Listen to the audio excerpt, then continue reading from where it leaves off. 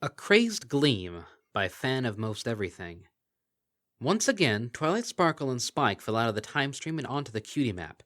This time, however, their fall was cushioned by a pile of rubber chicken ponies already lying on the map, one thick enough that they were buried in it. They burrowed their way out to behold a distressingly familiar chaotic landscape, the princesses in clown outfits and afros, and Discord chasing them while astride a unicycle, all but laughing his tail off. Then it rained pies. Twilight gritted her teeth and pulled out the scroll. Hold on, Discord cried, suddenly at her side. He looked over to the panting Diarchs. Take 5, ladies. Celestia and Luna looked at one another, then galloped away. Don't take it personally, Twilight, said Discord. It's only been a few minutes, but they think we've been doing that for decades. Also, they don't know who you are. Twilight just gaped at Discord. Spike spoke up. Wait, you remember us? Twilight found her voice and swept a forehoof across the landscape. And you're allowing this? Discord gave them a look so flat it briefly turned him two-dimensional. Allow me to run you through the past half hour or so of my life. The toys under him formed themselves into a chase lounge. There I was at home, building a better platypus, when suddenly I found myself dead. All the flesh vanished off of him, leaving his skeleton to say, As you might imagine, this came as something of a shock. I'm kind of surprised you had an opinion at the time, said Spike. Twilight nudged him with a wing, and he gave a desperate smile. No offense. Discord waved it off as he restored himself. Entirely understandable misconception. My body was dead, yes, but my awareness was still hanging around, sustained by the unpalatable but sufficient chaos of war. However, without a physical form, I couldn't do much more than exist and sulk. A few minutes later, I went from a ghost to a statue. He turned into a marble bust of himself and scowled. I'm still not sure which was worse. At least I got to look at the inside of a changeling hive instead of the palace statue garden. A few minutes after that, I was still a statue, but I had a lovely view of the entire planet. From the moon. Discord looked down on Twilight, his neck trailing off as far up as she could see. Don't suppose you could clarify that one. Nightmare Moon must have banished you there along with Celestia, Twilight said as she and Spike got off the map. Discord nodded as his body rotated across the horizon and back into the chicken pile. And quite a bit else. I was up to my elbows in refuse. You'd think it was her solution to everything. Must have gotten it from Star Swirl. Well, after that, I was dead again, and even with my disembodied awareness barely clinging to its existence as Tyrek lay waste to all and sundry, he took a deep breath. So when I found myself in the first enjoyable moment of chaos since this mess started, I indulged myself for a moment. You'll have to forgive me, he smirked. Besides, unicycle chases are like tacos. If you stop midway through, it ends messily. Twilight's jaw worked silently for a bit. Spike tugged on her tail. She turned to him, and he said, I never thought I'd say this, but we have bigger things to worry about than Discord backsliding. Indeed, said Discord. For one, I was hoping you could tell me what was going on. Twilight sighed. Starlight Glimmer. Discord sniffed at a can with Starlight's cutie mark, gagged, and tossed it away. Of course. All of the sealed evil in Celestia's pantry is doing fine. I should have figured out it was the one you'd left open months ago. Twilight scowled. Hey! After a moment, Discord wilted. You're right, that wasn't exactly fair. I've died twice in the past hour, Twilight. I'm a bit on edge. He nodded as he balanced on a single ice skate. Go on. She altered Star Swirl's time travel spell, turned it into something that can really alter the past. She's stopping the sonic rain boom, and that makes all of Equestria fall apart, Spike cried. Discord glowered. I see. I warned that mare. Twilight gulped.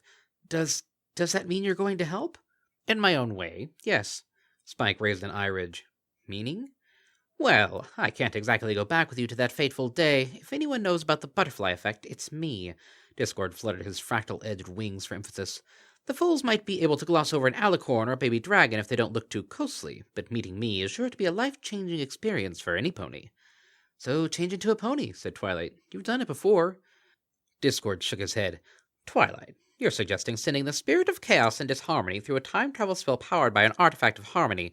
If this ends in every part of the universe exploding for all eternity, I'd call that lucky. Twilight winced. Well, when you put it like that... Besides, I've made it a personal guideline not to play the hero as long as there's some pony else who can fill the role. Discord leaned down and gave Twilight a genuine smile, presented without gags. I am sure that you will find a way to solve this problem. You've done the impossible before, even defeated me. You might even figure out why spatial rifts keep popping up between here and that world full of humans you keep visiting. Wait, what? Twilight cried. We'll worry about that later. Discord backstroked into thick air. I'll be rooting for you, Twilight. Remember, you've got friends in strange places. Twilight smiled as she grabbed the scroll. Thank you, Discord. He nodded and watched her go. Then he reached out and grabbed the world around him with all 6 limbs, head included, space twisting in his grip. After a few seconds, a potent force tried to drag Discord's awareness along axes of possibility. Otherworldly exhaust tickled his nostrils for a moment, but he held tight to the massive chaos around him, and the force soon subsided. Discord smiled and sighed as he loosed his grip on the local reality. Well, that worked. The smile became a smirk. And while using it would be a bad idea, all of this harmonious magic crisscrossing the time stream means that I have a little wiggle room for some chaotic chronomancy. He vanished from the world, his echoing cackle the last trace of him. Starlight snarled at Twilight as the mare who'd had everything handed to her spouted yet another empty platitude. Not every pony's lucky enough to get her cutie mark at the same time as her friends. Starlight grabbed the scroll, the time gate opening behind her to take her away from this place of awful memories. The world froze. The crowd cheering for Sunburst, the birdsong, the ticking and rush of wind from the time gate, all of it fell silent. The air felt stuffy and confining in its stillness. "You know," said a voice from Starlight's nightmares, "this spell of yours probably doesn't impact your own past.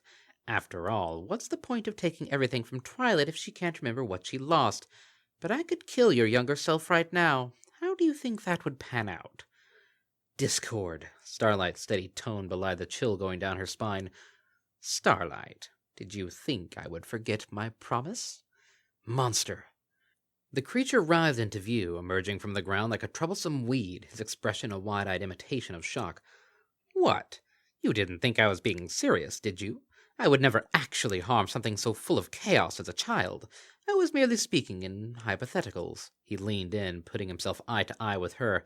"Now, if you want to refer to actuals, there's the matter of you actually hurting my friends, actually making it so that they had always been hurt, actually making them dead, along with everything else." Starlight sneered as she took a few steps back.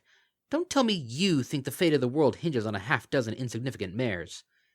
Who do you think made me the Draconicus I am now? Who do you think got the sun to rise after the release of Nightmare Moon? Who do you think you have to thank for not dying in any number of gruesome ways?" Discord stomped his lizard leg and threw up his graspers. "For Elysium's sake, Starlight, you sat in Fluttershy's throne! A Newgypt at the peak of flood season isn't as deep in denial as you are." "It's not denial, it's realism. There is no way the fate of the world could hinge on one stupid, self-centered foal." Starlight kept backing up, inching closer to the time gate. From behind her, a voice said, "I'm sorry, are we talking about Rainbow Dash or you?" Starlight jumped and turned. She'd been looking at him. Still, Discord stood before the gate. He held up a paw. "Never mind. I think we both know the answer to that." Starlight gritted her teeth. "What do you want? What did you do? How did you even get here?" "Finally, some decent questions. Going backward, I found you through the bit of myself I left in your mind during our last meeting." "What?" Starlight's eyes crossed before she got herself under control. Discord stroked his beard. "I suppose that would explain your greater rationality. As for what I did, a simple explanation would be that I have captured a sort of snapshot in time. You were simply an instance of Starlight as she was at this moment, aware of the devastation she caused, but unwilling to admit her responsibility, still committed in revenge in spite of all the evidence." Starlight took a deep breath. "Why?" "Because I know how this story goes." A model of Cloudsdale appeared before Discord. "Your original is back at the moment of the rain boom, where Twilight is, for lack of a better term, presently dealing with her. Once Twilight finds an argument that will pierce that thick skull of yours, you'll be begging for forgiveness and friendship." A miniature rain boom cleared away the model. "Given what you've seen, I wouldn't give you 5 minutes against her. Afterwards, Twilight's little herd of heroes will no doubt forgive you with her approval, and the population of Ponyville will follow suit. There will probably be a song in there somewhere. But I am not nearly so forgiving. If I'm going to let go of my grievances, I'm going to need to take them out on some pony, hence your existence." "Is it petty?" Discord shrugged. "Yes, but at least my pettiness will only hurt one pony. Do you remember how the threat went? Everlasting torment, etc. Well, I thought about it, and I realized that I can't do that." Discord raised a talon. "Not because of any moral compunctions, mind you, but because you'd be expecting it. You've likely been subconsciously girding your mental loins in preparation, though I suppose it's possible you forgot about it entirely. Still, I decided to do something better, or rather, worse. Indeed, to paraphrase a friend of mine, of all the possible things I could do to you, this will be the worst possible thing." He leaned in close. "I'm going to give you exactly what you want." Starlight was silent for a moment. Everything she'd worked for, everything she'd wanted, it wasn't even really hers, was it? Finally, as she processed Discord's last words, she managed to, "What?" "Oh, yes. A world exactly as you envisioned it, where ponies—" Discord trailed off and shook his head. "Oh, but simply explaining it couldn't begin to match the impact of seeing it for yourself. Come along and hold on tight. My method is rather bumpier than yours." He wrapped his tail around Starlight and plunged into the time stream, leaping in and out of it like a dolphin. At the crest of every leap, Starlight glimpsed other times, other places. A unicorn's face carved into the Canterhorn, a yak army flattening everything in its path, a cackling she-demon hovering over a shattered crystal palace, and more still. Each came too fast for her to get more than a brief impression, save for one that seemed to last for an eternity. Starlight saw herself conferring with the princesses, the other princesses. A crown rested on her head. Wings were folded at her sides. A wedding ring sat on her horn, and next to her, wearing its mate, was the colt who'd abandoned her all those years ago. Either a moment or a lifetime later, Discord cried, "We're here!" The possibility had vanished. Starlight blinked at the scene replacing it. Before her was something that resembled hardened tar or a baking disaster. A pile of shapeless black lumps sprawling out as far as the eye could see. Still, there was something vaguely familiar about it. The river, the hills, the forest. Ponyville? "In a sense," said Discord, "much in the same way that Istanbul was once Constantinople." Starlight looked around. When she faced the Canterhorn, she gasped, "Where's Canterlot?" Discord followed her gaze to the ledge clinging to the mountain, much smaller than it should have been and with no visible towers. He gave a low chuckle. "Really now, Starlight, you must get with the times. Canterlot fell nearly 200 years ago." Starlight turned back to him, her jaw still hanging open. "What?" "Honestly, access to all of time and space, and what do? Make petty personal attacks. Whatever happened to that grand vision of yours?" Discord heaved a sigh and shook his head. "Ah, well, I suppose it's too much to ask ponies who have my wider perspective on these matters. In any case, this is one of the timelines Twilight visited thanks to you. I just skipped ahead a bit while you were busy gazing upon your works and despairing."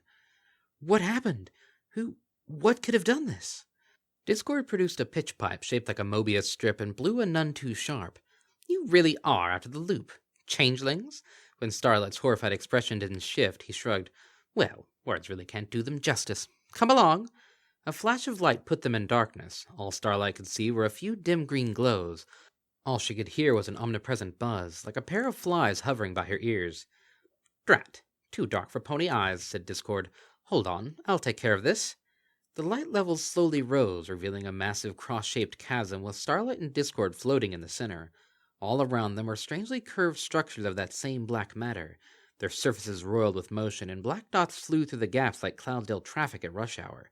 Some of the creatures were close enough to see in detail, plated equinoid horrors the likes of which Starlight had never seen. They didn't react to her presence or the brighter light. "These are changelings?" Discord nodded, tossing a squat rectangular wand from paw to claw. "I take it you've never found a desiccated black carapace around your little commune." Starlight shook her head. He clicked his tongue with a sound like a bicycle horn. "I suppose they know a dry well when they see one. Well, not see, per se, but Equish doesn't have a word for the relevant sense, and modulated telepathy does not translate well." "How did this happen?" Another flash of light deposited them in a corridor of some kind, filled with objects and placards. It was like a blackened parody of a museum. "Where are we now?" said Starlight. "The Badlands, more specifically the hive from whence these changelings came, now the Omnifarian History Museum." Discord began walking through the corridor.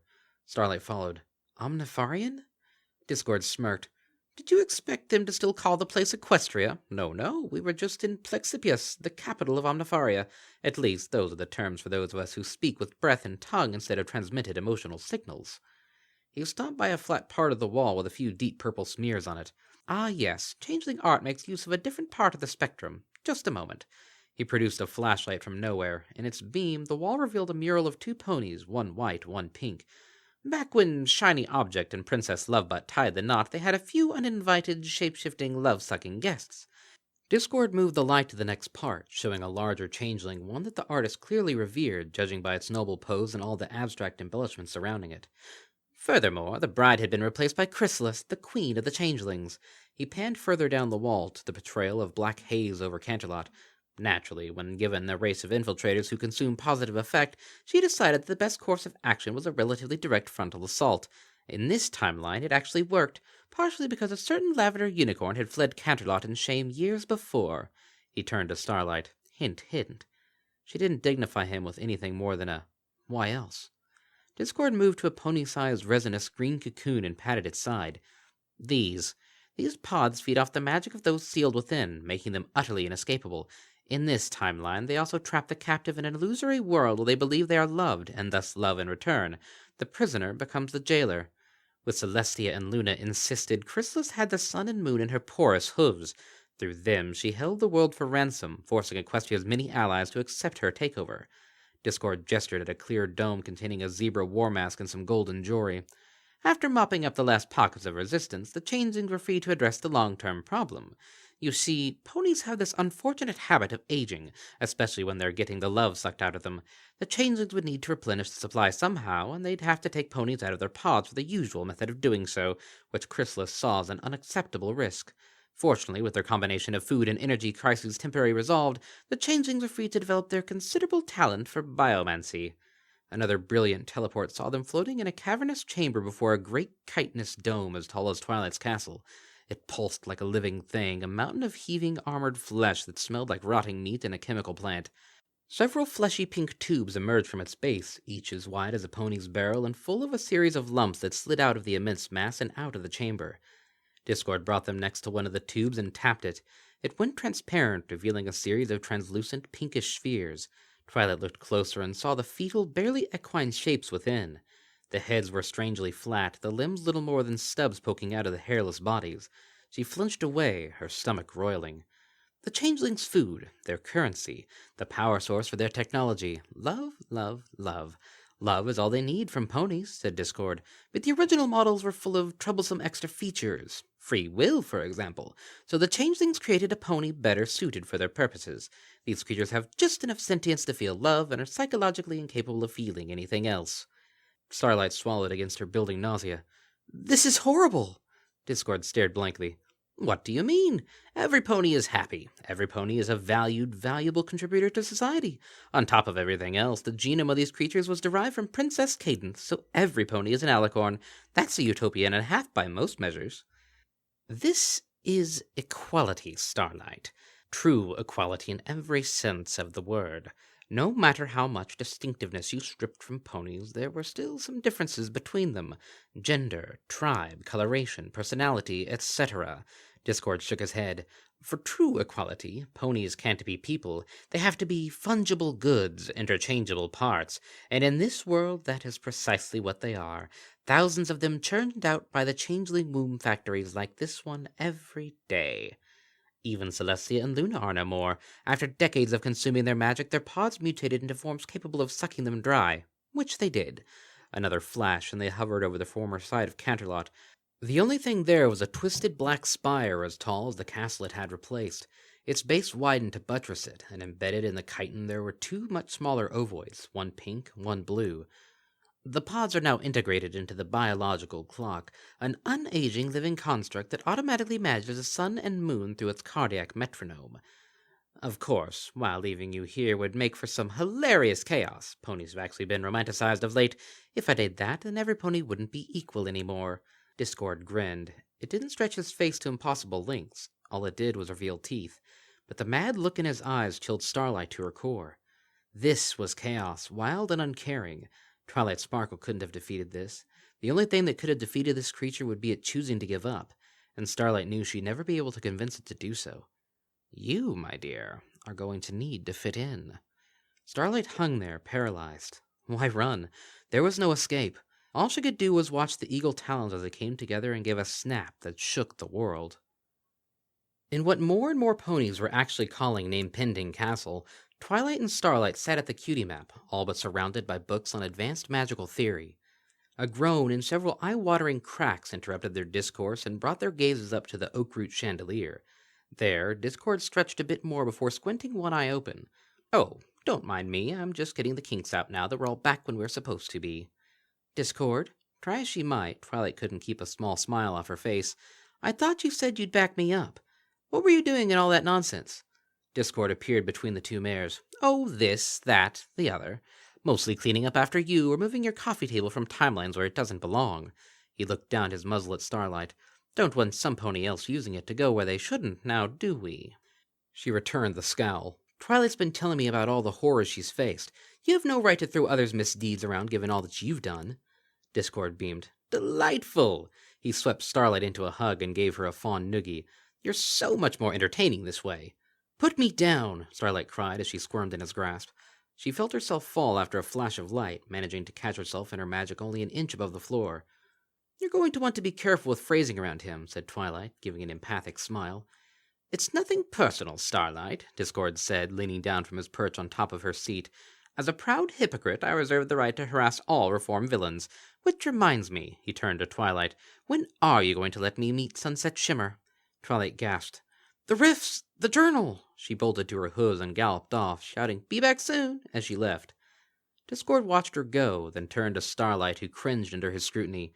He sighed, feeling a bit less secure without Twilight in the room. After a moment, Starlight swallowed and nodded. I really am sorry, but if that isn't enough, then whatever you think.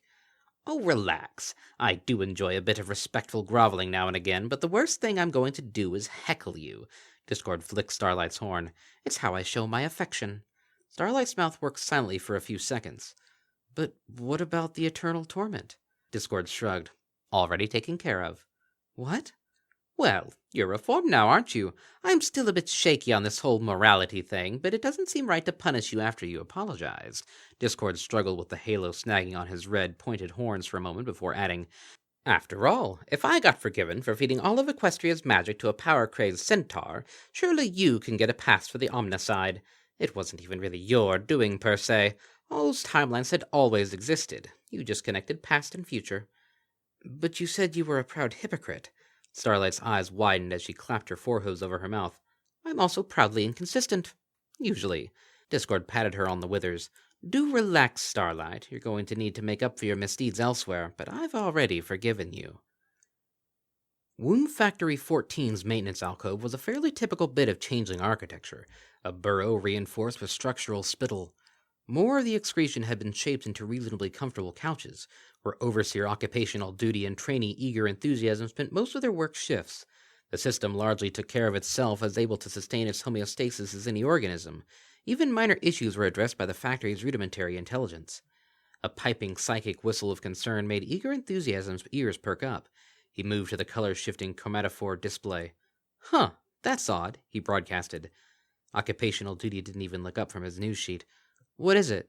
There's a bizarre fluctuation in a jitterator's love output. Regular. Eager squinted and tapped the display a few times. The output didn't shift. Sinusoidal, even. It's like looking at an oscilloscope. Duty glanced at the screen. Amplitude? Less than a microcadence. The system only flagged it because it's never seen this kind of thing before. Duty shrugged and went back to the news sheet. It's well within tolerance levels. Usual protocol applies. Tag the batch number for a random sample review and send it on its way. Yes, sir. There were no physical controls attached to the display. Eager simply thought the commands at the womb factory, and it complied.